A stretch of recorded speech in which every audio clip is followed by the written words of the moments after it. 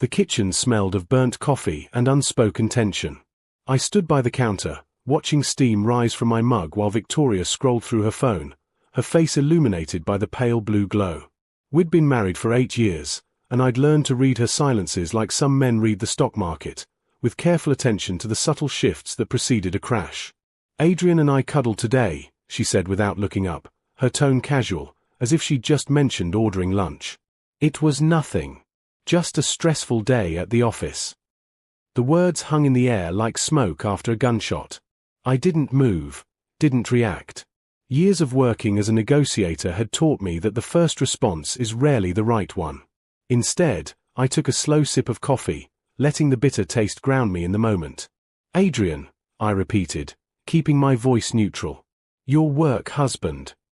She finally looked up, her eyes already defensive. "Don't say it like that, Ben. You know how close we are. He's my team lead.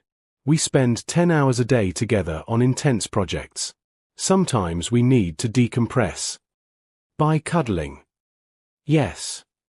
She set her phone down with more force than necessary. "It's not sexual. It's just comfort. Support. God, why are you making this weird? This is exactly why I hesitated to tell you. I knew you'd react like this."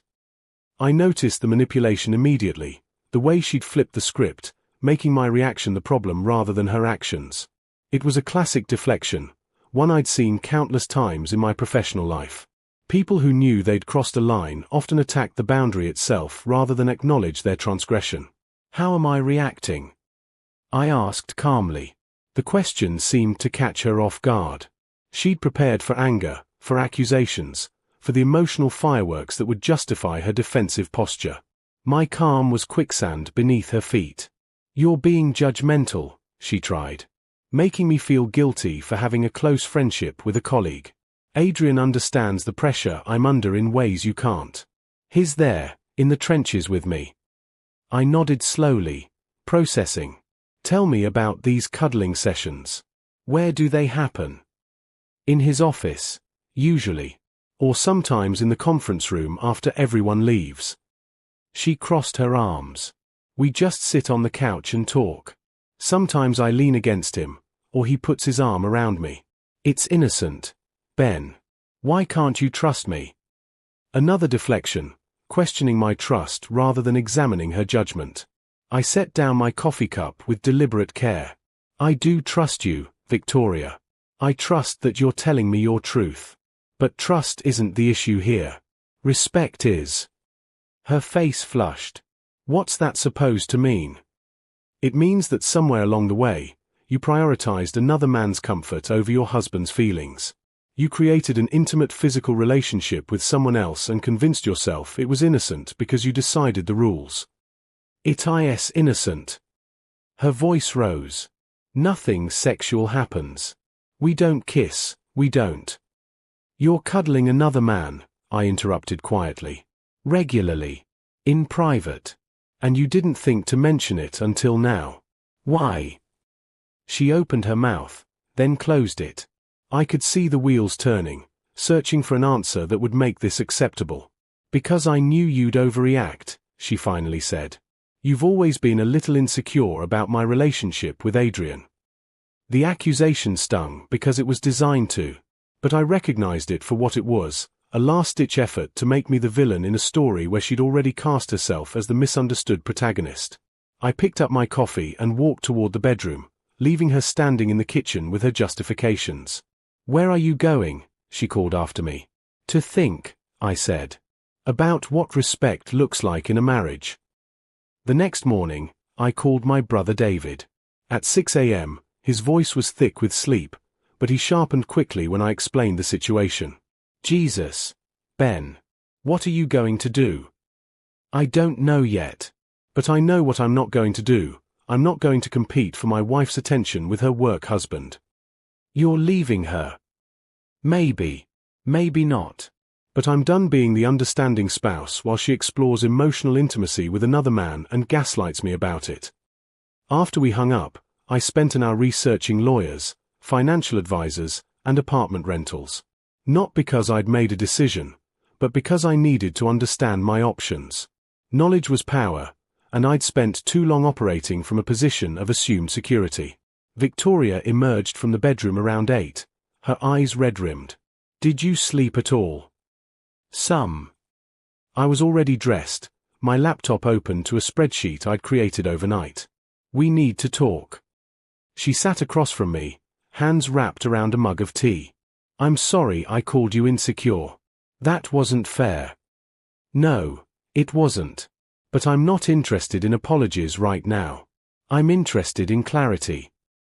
Her brow furrowed. "What kind of clarity?" "The kind that comes from consequences." I turned the laptop toward her.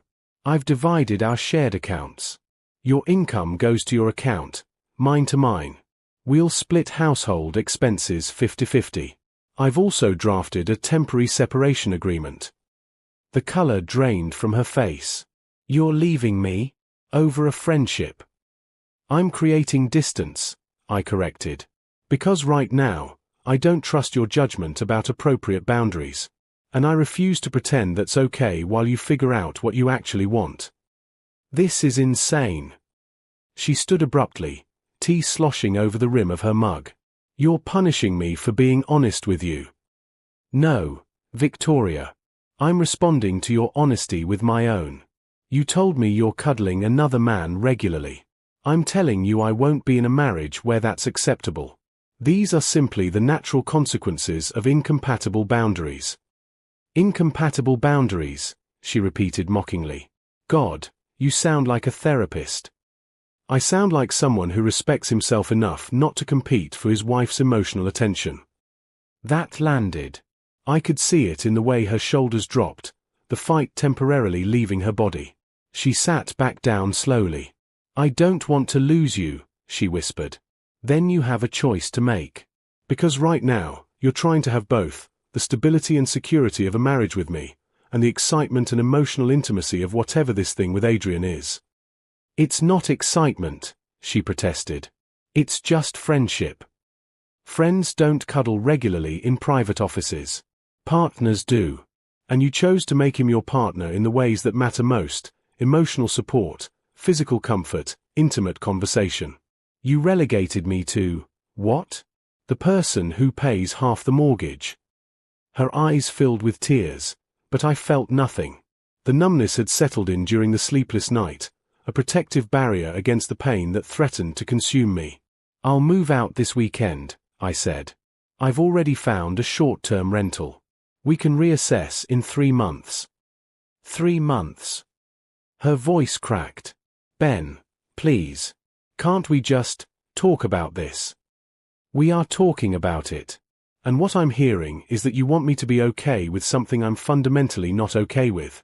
I won't argue you into respecting our marriage, Victoria. Either you choose it, or you don't." The apartment I rented was sparse, a furnished one-bedroom in a generic complex 15 minutes from our house. I moved in on Saturday with just the essentials: clothes, toiletries, my laptop, and a favorite reading chair Victoria had always hated. She watched from the doorway as I loaded boxes into my car, her face a mixture of disbelief and anger. "You're really doing this," she said, not quite a question. "I am." "What am I supposed to tell people? That my husband abandoned me over a friendship?" The framing was interesting. I was abandoning her, not she had violated our marriage. The narrative was already being written in her favor. "Tell them whatever you want," I said, sliding the last box into the trunk. "I'm done managing your stories." That first week apart was strangely liberating. I'd expected to feel lonely, but instead I felt clear.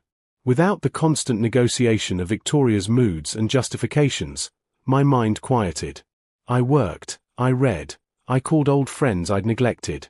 I remembered who I'd been before marriage had trained me to minimize myself. Victoria texted constantly at first, long paragraphs explaining herself, shorter messages asking when I'd be home, eventually angry accusations about my coldness. I responded to logistics only: bill payments, mail, household repairs. Everything else, I let sit unanswered. 2 weeks in, she called at midnight. I almost didn't answer, but something made me pick up.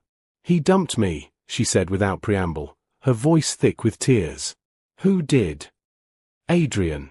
I told him about our separation, and he said he couldn't handle the drama. That he valued me as a colleague, but our friendship had gotten complicated. She laughed bitterly. Complicated. After everything. I said nothing, waiting. I thought he cared about me, she continued. I thought what we had was real friendship. But the moment things got difficult, he just disappeared. Won't even meet my eyes in the hallway now. I'm sorry you're hurting, I said, and meant it. Despite everything, I didn't take pleasure in her pain. You were right, she whispered. About all of it. He was never really there for me. It was just easy when everything was fine. Victoria. No, let me finish. I see it now.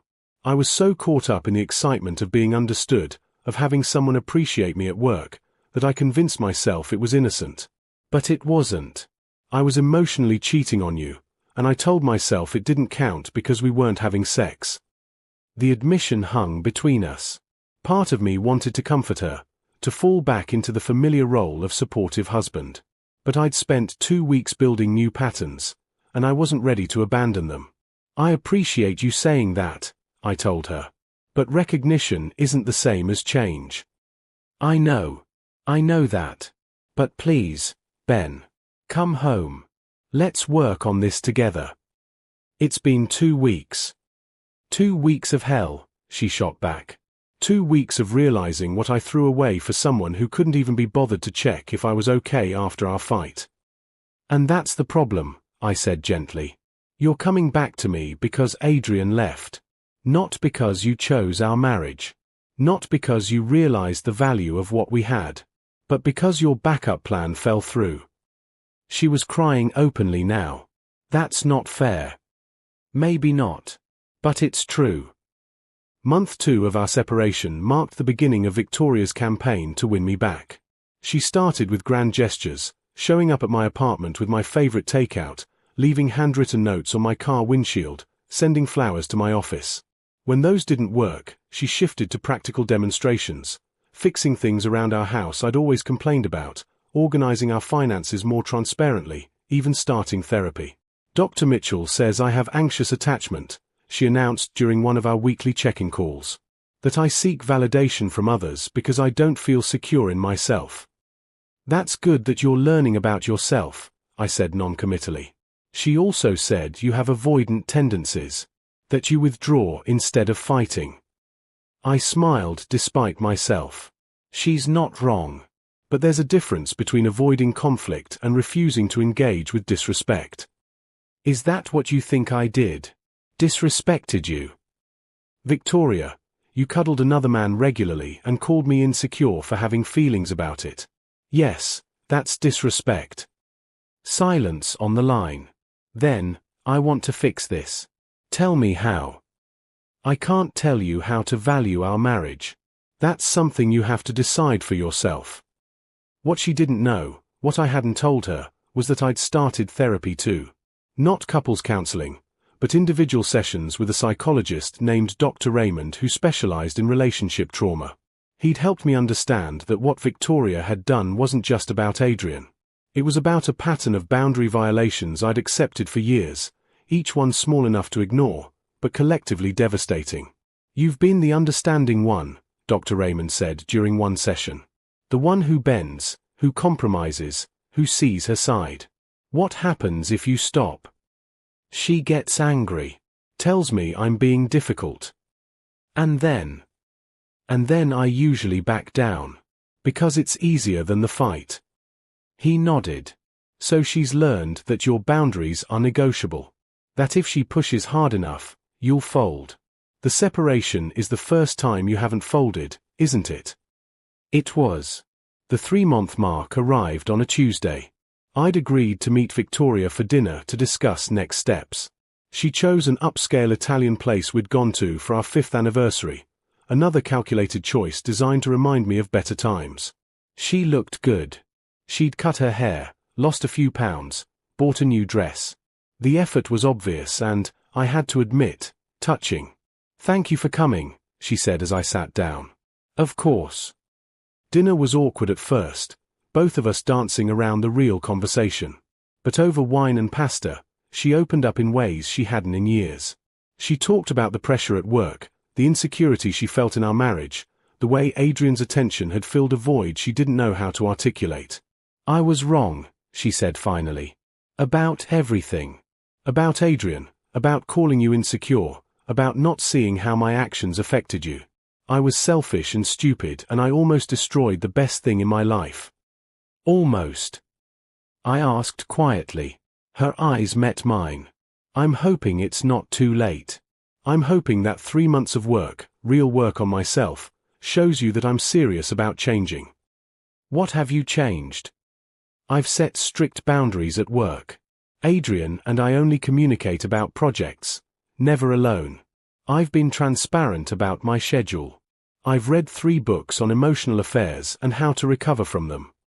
She pulled out her phone, showing me a lengthy notes document. I wrote down everything I did wrong and everything I'm doing differently now. I scanned the list. It was thorough, thoughtful, and probably written with her therapist's help. But was it enough? I need you to understand something, I said. I didn't leave because I wanted you to change. I left because I needed to respect myself. And I've learned over these 3 months that I can be okay without you. She flinched. Are you saying you want a divorce? I'm saying I don't need you anymore. Which means if I come back, it has to be because I want to. Not because I'm afraid of being alone. Not because it's easier. Not because you've convinced me. Because I actively choose you, knowing everything I know now. And do you choose me? I looked at this woman I'd loved for 8 years. The woman who'd hurt me deeply but was now sitting across from me, vulnerable and trying. The question wasn't whether she deserved another chance. The question was whether I wanted to give it. I didn't answer Victoria's question that night. Instead, I told her I needed another month to think. The disappointment on her face was acute, but she nodded, accepting my timeline without argument. That, more than anything else, told me something had shifted. Week 1 of month 4, I focused on myself. I asked the hard questions. Could I forgive her? Did I want to? Was the marriage worth saving? Or was I just afraid of starting over at 35? Week 2, I had lunch with David. He'd been divorced 3 years earlier and had opinions. Here's the thing, he said, stabbing at his salad. She betrayed you. That's a fact. But people do stupid things. The question is whether you believe she's genuinely changed or just scared of being alone. How do I know the difference? Time. Consistency. And honestly, your gut. What's it telling you? My gut was a mess of conflicting signals. But underneath the hurt and anger, there was something else, a tiny ember of hope that maybe, just maybe, this crisis could rebuild us stronger. Week 3, I asked Victoria to meet me for coffee. Not dinner, not somewhere romantic. Just coffee at a neutral cafe where we could talk honestly. I've been thinking about what you asked, I said. About whether I choose you. She set down her cup carefully, hands trembling slightly. And I'm willing to try. Not because you've suffered enough or done enough penance, but because I've realized that the person you are now, broken open and doing the work, is someone I want to know better. The relief on her face was immediate, tears spilling over. Thank you. God, Ben, thank you. Wait. There are conditions. She wiped her eyes. Anything. First, we do couples therapy. Weekly, non-negotiable, for at least 6 months. Second, complete transparency. Phones, schedules, everything. I won't spy on you, but I won't accept barriers either. Third, if I ever feel disrespected again, if you ever prioritize someone else's comfort over our marriage, I'm gone. No second chances, no negotiations. I understand. And fourth, you need to understand that forgiveness isn't the same as forgetting. I'm going to have hard days. Days where I remember what happened and feel angry all over again. You don't get to be impatient with my healing. She reached across the table, stopping just short of touching my hand. Can I? I nodded, and her fingers intertwined with mine. The contact felt foreign and familiar all at once. I won't let you down, she whispered. You already did, I said gently. The question is whether you'll do it again. Moving back home was strange. The house looked the same but felt different, like returning to a childhood home as an adult. We started slowly, separate bedrooms at first, gradual reintegration of shared routines. Therapy with Dr. Patricia Hammond was brutal and necessary, forcing us to excavate the foundation of our marriage and rebuild from bedrock. Tell Ben what you needed from Adrian that you weren't getting at home, Dr. Hammond instructed during our third session. Victoria took a shaky breath. Attention. Appreciation. He noticed when I worked hard on something. He asked about my day and actually listened. He made me feel seen. And why couldn't you ask Ben for those things? Because I'd convinced myself Ben should just know. That if he really loved me, he'd notice without me having to ask. Dr. Hammond turned to me. Ben, what did you need from Victoria that you weren't getting? Respect, I said immediately. Recognition that my feelings mattered even when they were inconvenient for her. The work was exhausting. Some nights we'd finish a session and sit in the car in silence, both too drained to speak. But slowly, incrementally, we started connecting in new ways. Victoria showed me her work calendar every Sunday, walked me through her day every evening. I made an effort to notice her achievements, to ask questions, to engage rather than assume. 6 months after I moved back in, we had sex for the first time since the separation. It was tentative, tender, and different from before. We were different. I thought I'd lost you, she said afterward, her head on my chest. You almost did. I know. I think about that every day. How close I came to destroying us over someone who didn't even stick around when things got hard. I kissed the top of her head. We're not fixed, you know. This is going to be work for a long time. I know. But I'm choosing it. Every day, I'm choosing us. And that was the difference. Before, our marriage had been an assumption, a default state we'd drifted into and maintained through inertia. Now it was a choice, made consciously and renewed daily. A year after Victoria's confession, we were having dinner, at home this time, something I'd cooked while she set the table. It was ordinary, domestic, and precious in its mundanity. I saw Adrian today, she said casually. In the elevator. I paused, fork halfway to my mouth. Yeah. How'd that go? He tried to make small talk. Asked how I was doing. She shrugged. I told him I was good, kept it professional. Felt nothing. Nothing. Nothing. I looked at him and couldn't understand what I'd seen in that friendship. It all seemed so shallow now. I nodded, understanding. The distance had given us both perspective. Can I ask you something? She said. That month when I asked if you chose me, and you said you needed more time, did you already know you were coming back? I thought about it. No. I genuinely didn't know. Part of me wanted to, but another part was ready to walk away and start over. What changed? I realized that you weren't asking me to save you or rescue you. You were asking for a chance to prove yourself. And I decided that was worth exploring. She reached across the table, taking my hand. I'm glad you did. I'm glad you didn't let my calm response mean automatic forgiveness. Calm doesn't mean weak, I said. And forgiveness doesn't mean forgetting. I know. Believe me, I know. We finished dinner in comfortable silence, two people who'd come through fire and found themselves changed by it. Not healed, healing would take time, but committed to the work of rebuilding trust, one conscious choice at a time. Later, as we cleared the dishes, Victoria paused. You know what I learned from all this? What? That the work husband, the emotional affair, all of it, it was easier than being honest about what I needed. It was easier than being vulnerable with you. And easy almost cost me everything. I pulled her into a hug, feeling the weight of the year we'd survived settle around us.